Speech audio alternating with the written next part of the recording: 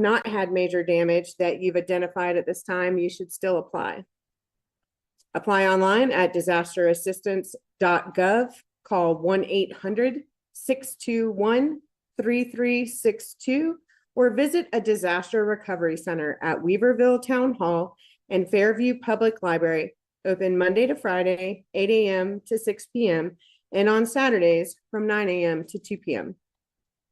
Also, heads up if you're visiting our tax department soon, the Buncombe County Tax Department is moving to a new location at 182 College Street on Tuesday, March 18th. Some important dates: the tax collection office will move first, closing at noon on Monday, March 17th, and reopening at 182 College Street on Tuesday, March 18th. Then the property assessment office, located at 155 Hilliard Avenue, will move to 182 College Street the week of March 20th. If you have questions about your property values, business listing, or appeals, call 828-250-4940. The new location at 182 College Street is between the parking garage at 164 College Street and the Buncombe County Administrative Building at 200 College Street. Free parking is available in the parking garage. Just bring your ticket in with you when you come in and we'll get that validated. This is all part of an effort to consolidate public-facing departments, improve resident experiences, and save taxpayers money. For full details, visit buncombecounty.org. For today's briefing, we are joined by Emma Smiley with Legal Aid of North Carolina, Lane Davis with the Small Business Administration, as well as Asheville City Manager Deborah Campbell and her staff. Today, Averil's not with us, so we'll get started for Riverbanks after Helene. If you have damage or severe erosion from Hurricane Helene that's threatening your home, a road, a bridge, a culvert, or any other kind of infrastructure, you could be eligible for the USDA Emergency Watershed Protection Program. It's designed to help landowners repair damage that's putting their property's safety at risk. This can include debris-clogged waterways, unstable stream banks, severe erosion jeopardizing public infrastructure, and wind-borne debris removal. While the program does provide funding for repairs, keep in mind that the timeline for those repairs is about 1 to 3 years. So it's not instant, but it is important to get that support when you need it. To see if you're eligible, fill out the damage report form located at the top of the page at buncombecounty.org or call the One Buncombe call center at 828-250-6100. Reach out so that we can get your property on the path to recovery after the storm. We received an update from our economic services team that funds are still available for the Disaster Energy Assistance Program.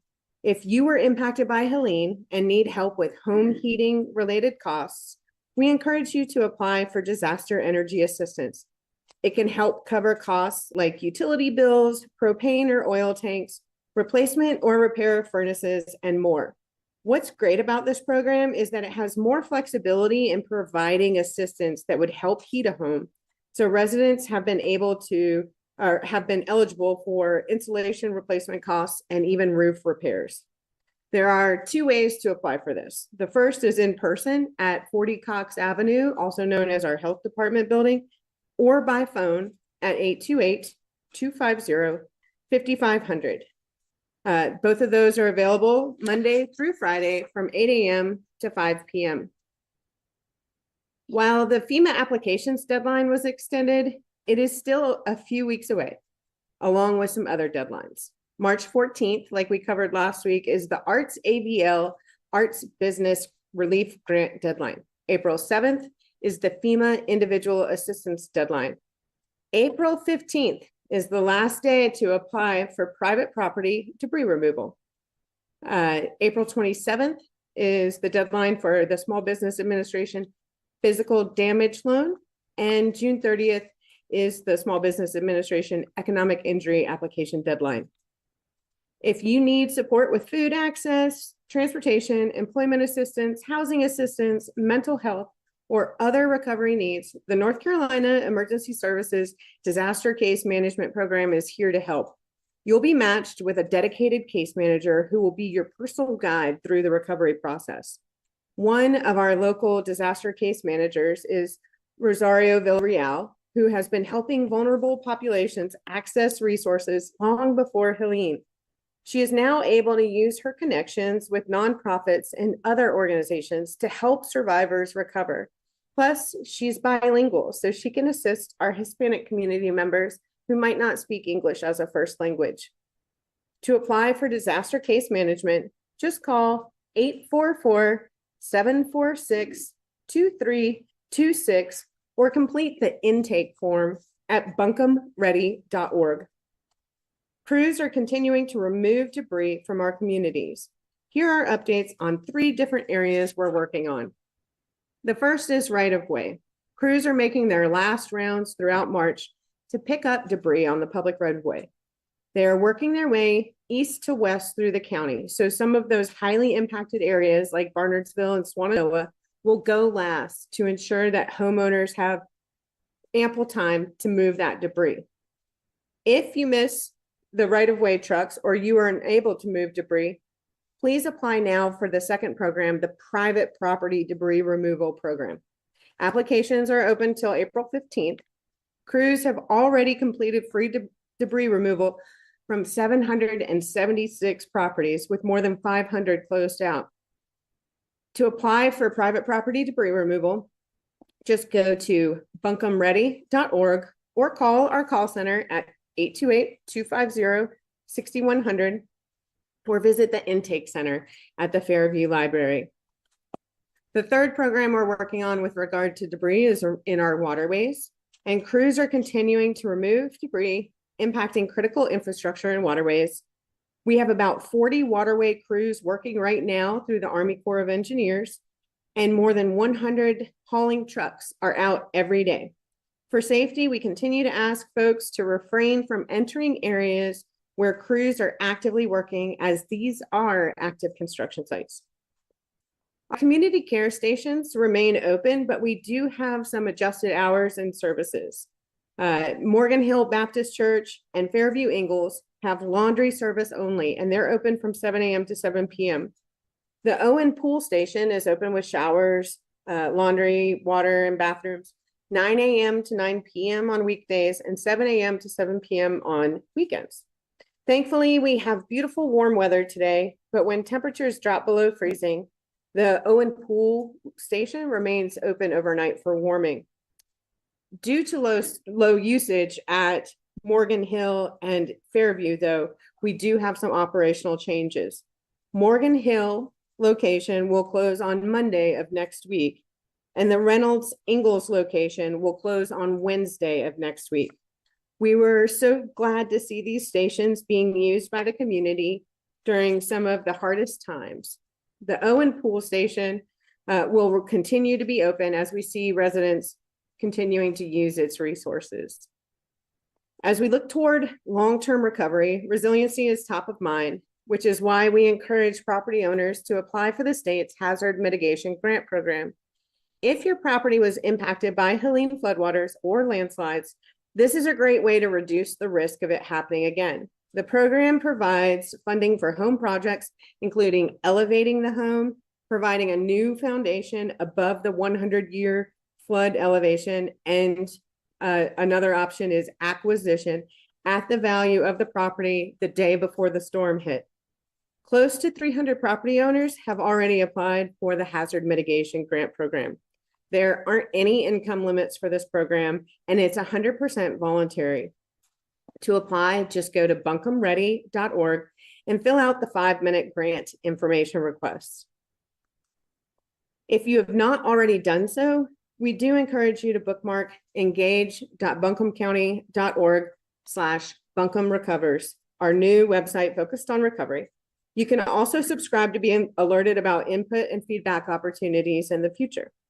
Our Buncombe County call center at 828-250-6100 remains open for any and all Helene questions Monday through Friday from 9 a.m. to 5 p.m. Next, we will hear from Lane Davis with the Small Business Administration to give us an update on the work that they are doing currently in Buncombe County.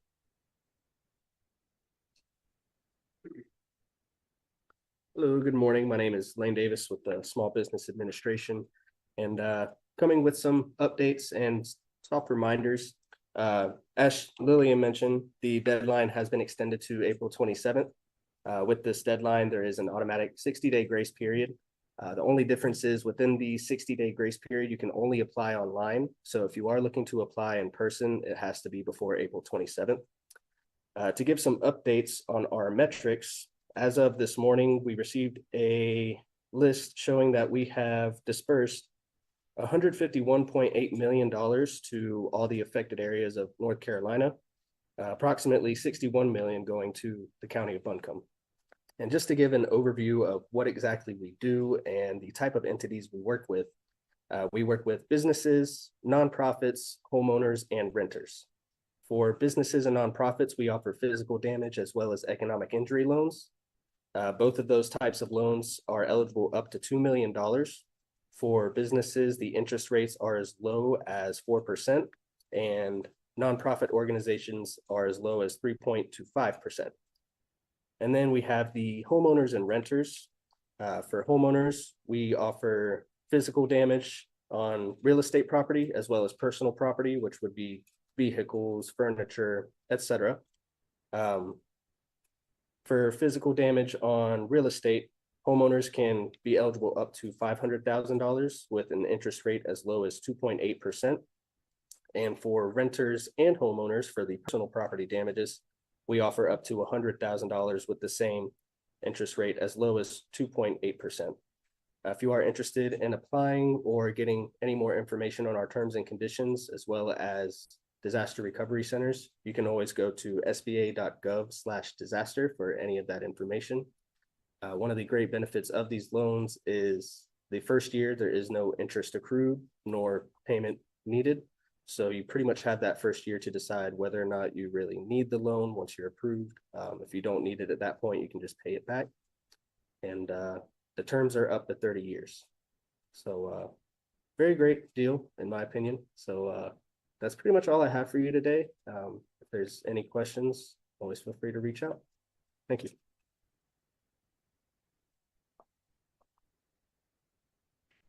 Thank you, Lane. Next, we're happy to welcome Emma Smiley with Legal Aid of North Carolina. And Emma is joining us remotely. So if we can bring Emma in to give us an update on what Legal Aid is doing.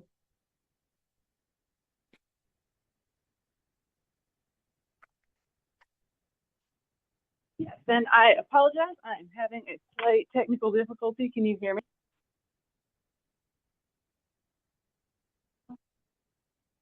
Sounds like Emma's having a little bit of a technical difficulty at the moment. Yes. Can you hear me? We can hear you. Great. All right. Hello, my name is Emma Smiley. I am a supervising attorney with Legal Aid of North Carolina. And I'm here to let you all know about an event that we are holding on Monday. And I'm actually going to share the flyer. Let me see.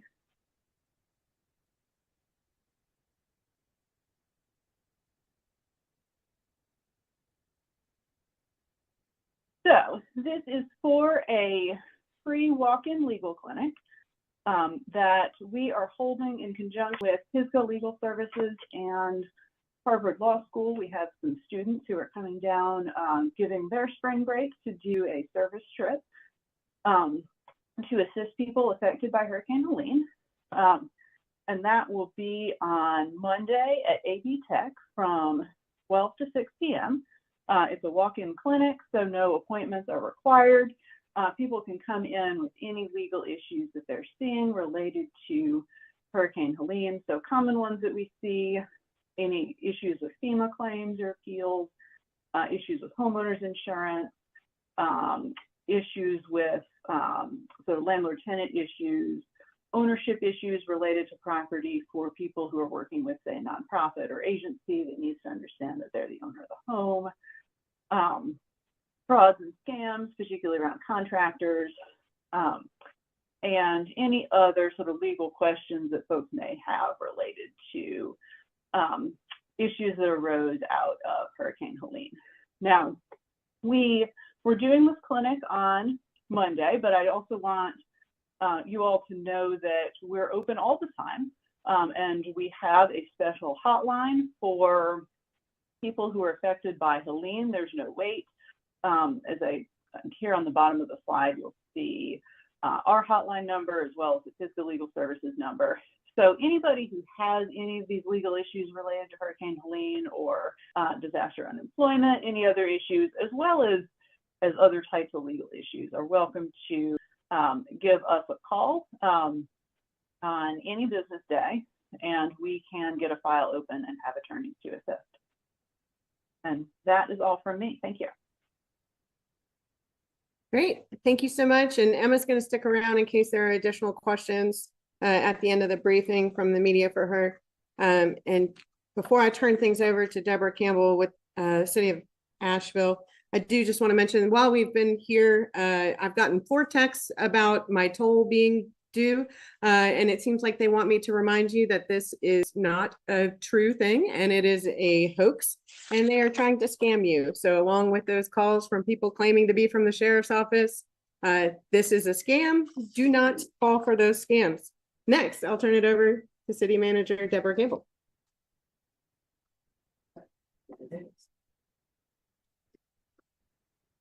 Good morning. As was stated, my name is Deborah Campbell, and I serve as the City Manager of Asheville. As usual, I want to start by thanking everyone in the community for your continued support and your ongoing efforts to contribute to our community's recovery from Tropical Storm Helene. We are on day 168 of our emergency response and recovery efforts. Today, city staff will provide a few brief updates on our Asheville Recovers website, a new debris removal partnership, metrics on storm debris removal within the city limits, grant opportunities for our local artists, and lastly, an update on the WNC Nature Center reopening. We will start with an update from Dawa Hitch, our Director of Communication and Public Engagement Department, on our new Asheville Recovers website. Dawa.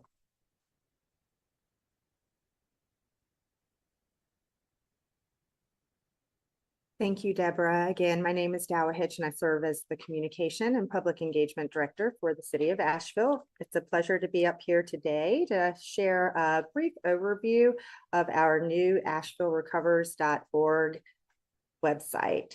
So I'll start with just a few key takeaways about this new website. One, it was designed to be a one-stop shop. There, give me just a minute to... There we go. All right. One-stop shop. So, and that is it being designed to ease the navigation through the many channels feeding into our area's ongoing recovery efforts. It's got a user-focused design. Many of the features that you see were inspired by feedback city staff received through the city's Helene Recovery Engagement Hub. And third, it was built to evolve and adapt. So the site will continue to grow and evolve as we invite the community to share events, suggestions, or resources. So back to the one-stop shop. This is just a quick screenshot of what the front page of the site looks like. And there's a number of different ways where information can be accessed. We wanted to take an intuitive approach and again leaned into the feedback that we've been hearing from the community about areas where maybe there's confusion. And certainly we've heard that there's information coming from so many different areas that it can be hard to navigate. I'll talk a little bit more about how that is built, that challenge is built into the design of this website. So next, progress updates. Those are available through a number of different areas on the website. First, there's the map and data page. You can see there on the bottom right of the slide that there is a storm debris meter so that within the city limits, Lillian just shared some great information about storm debris as across the county. And so these numbers that you're seeing here, I just want to be clear, represent storm debris that's happening within the city limits. And that's what that dashboard is tracking. There's other information available on that maps and data page, and just encourage folks to take a look at that.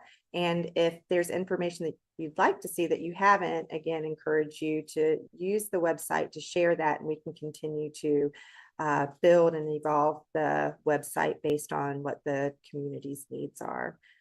You can also see that there's recent news.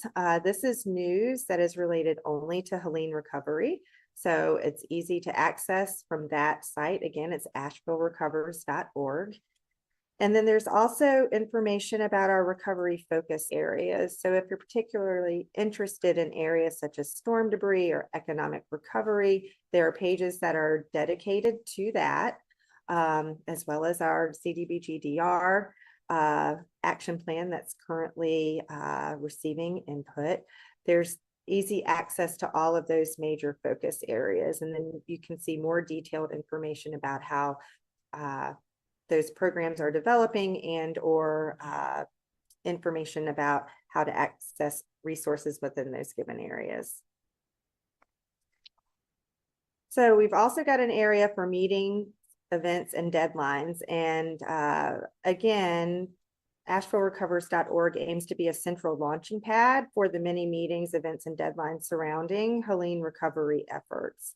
So the information you'll see there as you scroll down the page is information about City of Asheville events, as well as events being held by our partners. So if you are a partner or if you are a community organization and you've got an event that's coming up, again, we invite you to send that information through the website, and we'll get that posted up to that event's calendar.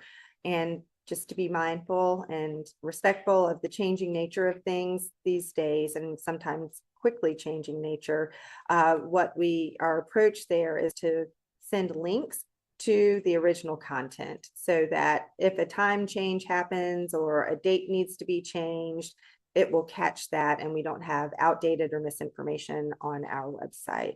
So again, the invitation's out there. If you've got a community event that you'd like to see posted through this website, there are a few ways that I'll touch on here in a minute for how to reach out to us through the website. There are also opportunities. The site's organized. This is another way to access information, again, leaning into that intuitive approach. So we know that grants and deadlines are something that are forefront in many people's minds, volunteer opportunities, engagement opportunities, and then again, small business assistance.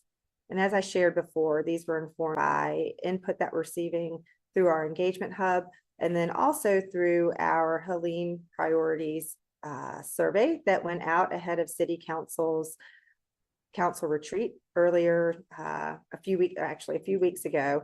And again, all of that information was taken and is now reflected in the priorities that they've established for our Helene recovery. And this website is meant to reflect that as well. So again, that small business assistance is just a nod to what we've heard and what council has identified as priorities. Resources are another common thing that we hear that people would like easier access to. So you'll see here at the top of the website, there's a drop down, and you can see the focus areas that we started this effort under, that being economic resources, housing resources, mental health resources. That was something that we heard strongly in our Helene priorities survey. So again, there's easy access to resources organized by topic area. So back to that user-focused design. I mentioned earlier a few of the themes that we've been seeing, but just to state them again, there's been we've heard that there's a desire for easier access to information. There's confusion about deadlines. There's great importance placed on progress updates and the availability of programs, and that there has been communication overwhelm due to multiple communication sources. And again, this website is designed to ease that navigation, and we certainly want to promote anything that our community is doing in the invitations there. So I can say that since February 19th launch, that 2,484 people have visited the site. And in the first few weeks, our debris page was the page that was most visited. And then here in the last week, our CDBG-DR page has bumped up first place for most visited page. And we were happy to see that, because what that suggests to us is that people have heard about the action plan that's out there, the draft action plan that's out there that is currently receiving comment, and they're coming to the website to access that and engage in the opportunities that we have in these next few weeks for that open comment.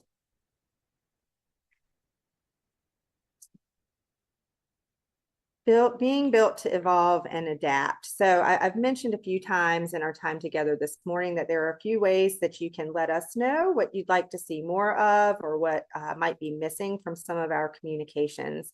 And those are outlined here on this slide with the white arrows. So up in the top right-hand corner, you can see that there is an email icon. That's one way. You can also ask a question. There's an arrow that points to that. And again, that will come to us, and then we're looking at that on a daily basis, and it's informing our ongoing communication and how we're continuing to evolve, adapt, and organize the website. And you can also sign up for updates. So those updates about the city's overall progress that we're making, or you have the option, if you're interested in one specific focus area, you've got the opportunity to sign up for that particular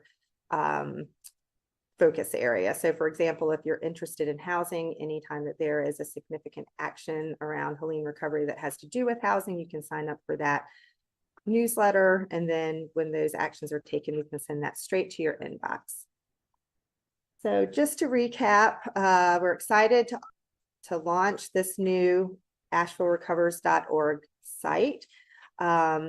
We will continue. If you had visited our former site, it is now being redesigned as our engagement hub, and it will tell the story about how engagement has impacted decision making as we continue to move through the recovery process. It's a one-stop shop. It's got that user-focused design, and with that in mind, we've got the ability to adapt and evolve based on what the community's needs are. I'll now turn it back over to City Manager Deborah Campbell, and again, invite you to visit AshevilleRecovers.org. Thank you, Dawa.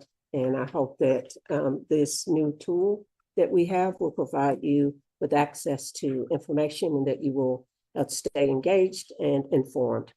So I'll start my comments with an update first on a new partnership we have underway with Western Carolina University's WCU's archaeology program. During their spring break this week, the WCU students are conducting an archaeological assessment of Riverside Cemetery. FEMA's environmental and historic preservation guidelines require that this assessment be done before stump removal can proceed. The assessment will help determine the safest way to remove root balls without disturbing sensitive historic areas. Once complete, the U.S. Army Corps of Engineers will remove the remaining debris. The students' hand-on support and valuable research is critical to ensuring historic elements are preserved as debris is removed from the cemetery. Once the assessment is complete, FEMA will conduct a site inspection to evaluate any property damage and determine the scope of permanent repairs. There was limited damage to headstones or grave sites, and the intention is to restore Riverside Cemetery in a way that respects its historical and spiritual significance. Since October 14th, 2024, the cemetery has been opened by appointment to allow family members the opportunity to access the resting places of their loved ones. This partnership with WCU underscores the city's commitment to both storm recovery and the protection of Asheville's cultural heritage. I'll now move into the more typical storm debris reporting within the city limits. Over 500,000 cubic yards of storm debris and over 108 tons mud and silt have been collected across Asheville. 157,241 cubic yards have been collected from the waterways within city limits, and 186 private properties within the city have been cleared of debris through the private property debris removal program. Contractors are conducting a final sweep to collect remaining storm debris from the right-of-way. This includes private streets where there is open public access and where regular city trash collection occurs. Crews will not collect debris in the right-of-way after this final pass. The anticipated completion of this final right-of-way pass is April 1st. As a reminder, debris removal within local waterways and through the private property debris removal program will continue even though right-of-way collection is wrapping up. Large trucks and heavy equipment used for debris collection need space. When cars block the debris piles, the contractor cannot collect the debris and extends the time it takes for neighborhoods to return to normal. If at all possible, please refrain from parking cars along the street in front of debris piles. We also ask that residents avoid closed riverfront parks and greenways. This is for your safety and allows contractors to focus their efforts on the work at hand without the additional hazard of unauthorized persons on site. As always, I invite you to view regular updates on storm debris collection at www.ashevillerecovers.org. Now I'd like to share with you another investment the city of Asheville has made in our local economy. Asheville City Council has authorized the allocation of $200,000 in public art funds to Arts AVL to support the recovery of arts businesses impacted by Tropical Storm Helene. This action demonstrates the city's commitment to the arts sector, a vital component of Asheville's economy. $150,000 will be dedicated to arts business relief grants, providing direct financial assistance to affected arts businesses in Asheville. $50,000 will support Arts AVL Connection campaign, aimed at revitalizing local arts districts through programming and activation. Participants in the city's recent Helene Recovery Priority Survey showed strong support for business recovery and arts funding. The arts sector is vital to Asheville's economy, generating $1.1 billion in sales and 9,000 jobs in 2023. As Buncombe County's official designated arts agency, Arts AVL is uniquely positioned to administer these funds, having extensive experience in grant management and arts advocacy. To learn more about recovery grant opportunities for artists, visit artsavl.org. Lastly, I'd like to remind you all that our WNC Nature Center is reopening to the public this Monday, March 17th. Operating hours are from 10 a.m. to 4:30 p.m. with the last admissions at 3:30 p.m. Beginning this year, the ticket office will be cashless. Tickets are available for purchase in advance online or in person using credit or debit cards and prepaid cash cards. Current directions to the Nature Center are available on the wildwnc.org website. And now, in closing, I'd like to extend my continued thanks to the mayor and city council, all of our dedicated City of Asheville employees, our other partners in the county, state, and federal government, as well as our private and nonprofit partners who continue to work tirelessly on recovery efforts. I will now turn it back over to Lillian.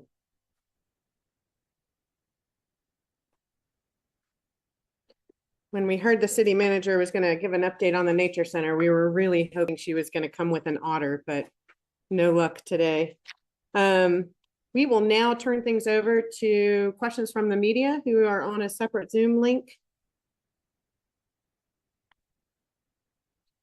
And Angelica's checking the chat to see if there are any there.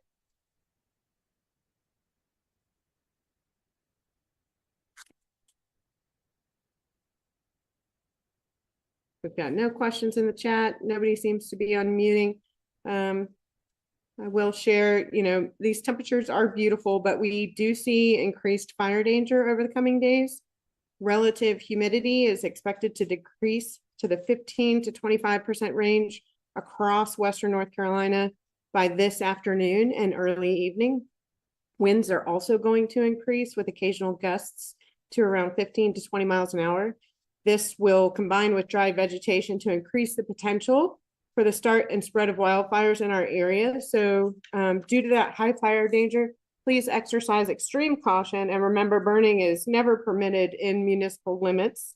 We will have some rainfall come in this weekend, which will have fire risk, but right now that abundance of caution is urged. And if you want to be updated, if we are to institute a burning ban, please sign up for our alerts by going to buncombecounty.org/code red or text BC alert to 99411. And if you have any questions, suggestions of who we should have join us on future briefings, you can email those ideas to pio@buncombecounty.org. One last call for anyone who wants to ask a question. All right. Well, thank you so much for being here with us, and we will look forward to seeing y'all again next week on Wednesday at 11.